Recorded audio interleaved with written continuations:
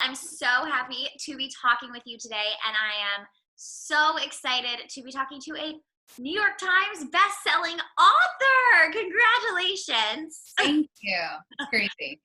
Yeah, just it's weird, but What was your reaction to finding out that you had just even made this list, like you're just among so many greats? yeah, it was crazy because I think in the beginning I'm like, yeah, we wrote a book, but like we're like this is our first book, and we heard how hard it is to even make the list, and I'm like, who are we to make a list like this? And but I think, the real victory and the real win is the fact that we've been able to help people. And, all the DMs that I've gotten about, how it's helped or how they laughed or how they cried or how they appreciated it. That to me is the real win. But of course it's amazing that Of course. we made the list too. That was like the cherry on top. Yeah. Well, I kind of want to start from the beginning. I mean, just tell me about the process of writing this book together, sitting down at the table, pen to paper. What was that like for you? So it was, Mike and I have very different work styles. Like I like to talk things out, and he likes to put his headphones on and like just like zone in.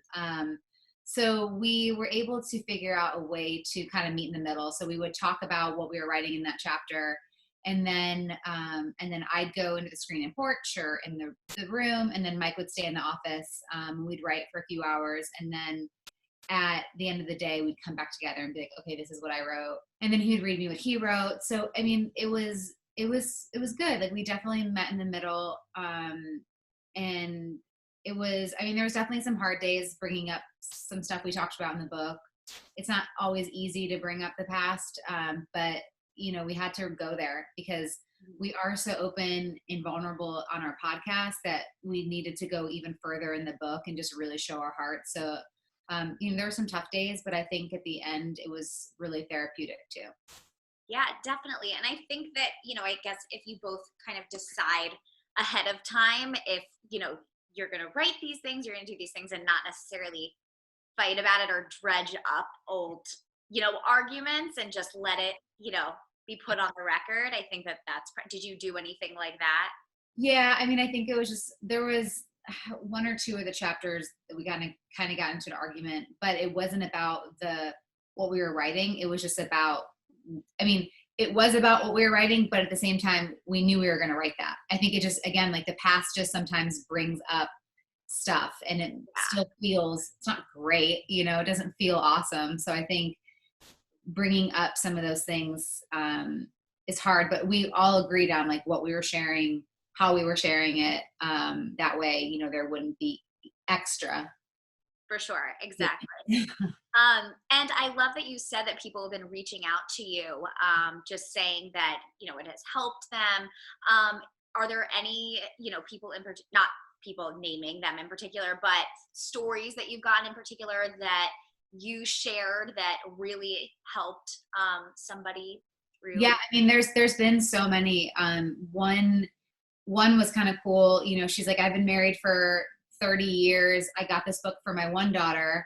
But then as I'm reading it, she's like, I bought another one for my other daughter. And then she's like, and by the end of it, I was starting to take notes. So I'm like, that was kind of cool. Like someone who's been married for so long, even found something in the book. She's like, I didn't think I would relate to it. Another story, someone had reached out to Mike. He ended up having the courage to come clean to his wife. So I know, and then I was like, oh my gosh, now I feel bad. But at the same time, it's people are wanting to be able to be vulnerable and share. And, hopefully she's now reading the book and realizing how to get through some triggers. And just other people that, are single as well. They're like, hey, I'm single and I've learned a lot, or this reminds me of my past relationship. So just people also getting some great tools as well in the book to help them personally and relationally. Mm-hmm. I love the title, The Good Fight, because, by the end, you guys you made it, through the fire and are stronger together now than you were before. Can you tell me how you came up with the name? Honestly, it came out of nowhere. We were talking to our publisher, we had just signed the book deal, and I just remember saying like, well, it's been the good fight. And I was like, "Ooh, the good fight." That's actually a really good title. Because it is, and it has been, and we encourage people to fight. Like we even said in the book, like if you're opening this book to learn how not to fight, like this isn't the book for you, because we want you to fight.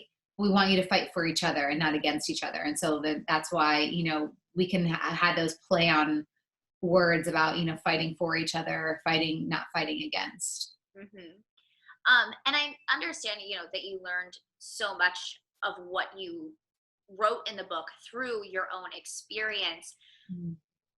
When you were looking back writing it, did you have any kind of enlightenments, kind of going through that and learn anything maybe about yourself and what you had learned that you didn't really realize?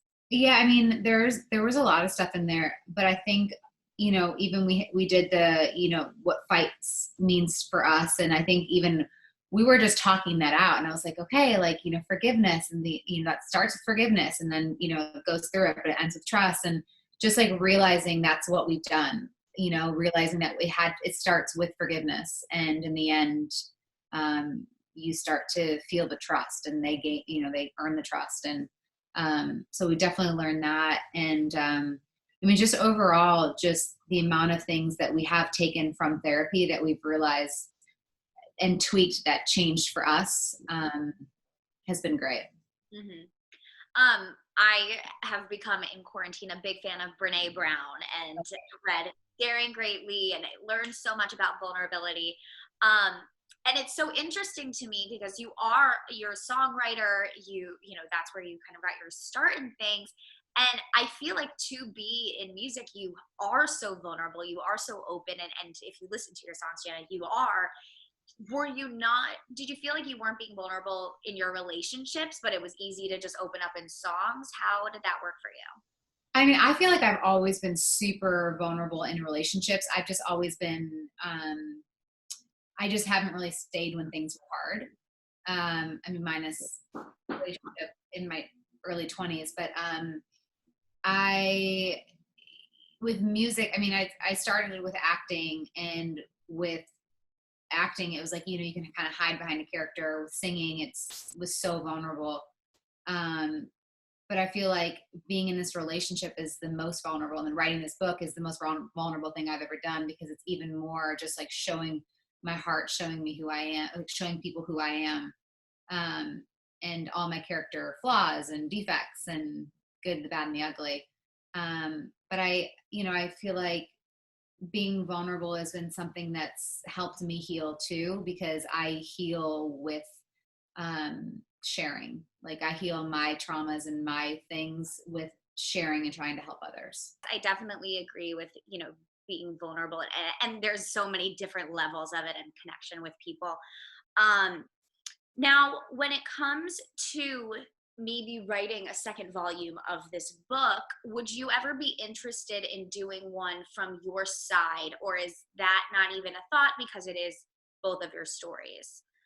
Just because I feel like women would love to hear also from you maybe a little bit more. I feel like yes, but also no, because the reason, so in the very beginning, this book wasn't going to have our voices. And I really pushed for it because I was like, I think it's so important to have my side and then also have Mike's side. And so then, we started to put our voice into it. And I personally, I get more out of hearing both sides to the story. I like to understand, especially if I'm in a relationship, I want to understand my husband. So if I can hear Mike's point of view, great. And then if someone else is reading it, I want that husband to maybe understand their wife a little better, or vice versa, if however they are. So, definitely maybe, but also I think it's important because if it has anything to do with relationships, I think there's always two sides to a story, and that needs to be heard as well. Mm-hmm. And now that the book is done, once you guys finished it, were you like, we're gonna put just all this to bed now, or is it still a conversation? Do you still, struggle and have the conversations that you talk about in the book, and kind of go through those practices? I mean, when you have when there's infidelity in a relationship, it's not like you just stop talking. Trust me, I wish we could stop talking about it, and we don't.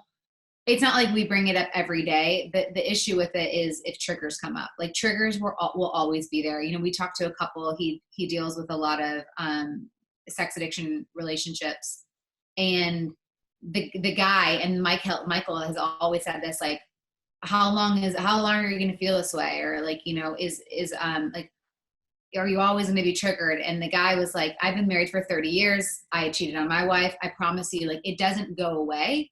Like, the thread will always be in your marriage. It's how you handle it. And then the weight won't be as heavy. So now the weight isn't as heavy, but I'll still get triggered if something happens, or if it's maybe a lie, or like, because it was a traumatic event in our relationship. And it was, there was multiple affairs. And it's one of those things where it's like, we can't just be like, just because I forgive you doesn't mean that there's still not pain that I'll feel and have that thread throughout our relationship. But again, the weight isn't as heavy, and we don't talk about it every day, but it has become our story. And that's how we've been able to help other people. So yeah, we'll probably still talk about it just to help people to heal, and also to remember the things that we have to work on as well, because we don't do it perfectly all the time. And sometimes I get more triggered and I have a hard time expressing how I'm feeling, and I'm scared, and, because we're still so fresh in it. I totally understand that. Now, when it comes to upcoming projects for you, are you working on new music? The last time we spoke, you released a new song. And so curious. So I don't have any new music out coming this year. Hopefully next year. I have a movie coming out on Lifetime November 6th or 7th. 7th. It's called A Welcome Home Christmas on Lifetime November 7th. So yeah, I'll definitely have a song come out next year. I'm just not really sure when. I'm going to start writing a little bit more this winter. And I've got a clothing line called Jolie and Jace coming out in October. And just, I'm constantly working on something. So. Yeah. Well, so the last time we talked, it was, I guess it was May. It was like early quarantine. And you had mentioned that you had gone up to Canada to film right before we went in. So did you get to go back and complete that movie? No. Oh. I know. Super bummed. But yeah, I don't know if that, actually, thank you for reminding me. I have to reach out to the director before we're going to finish that film. But no, it was a different film. We actually filmed it here in Tennessee, and it was so much fun. It's so cute. So amazing. And the clothing line, obviously inspired by your children. Okay. Tell me about working on that. That launches soon. Yeah, launches soon. It was a dream of mine. Like, I live in loungewear and PJs, and I feel like I just have the hardest time finding good PJs and loungewear.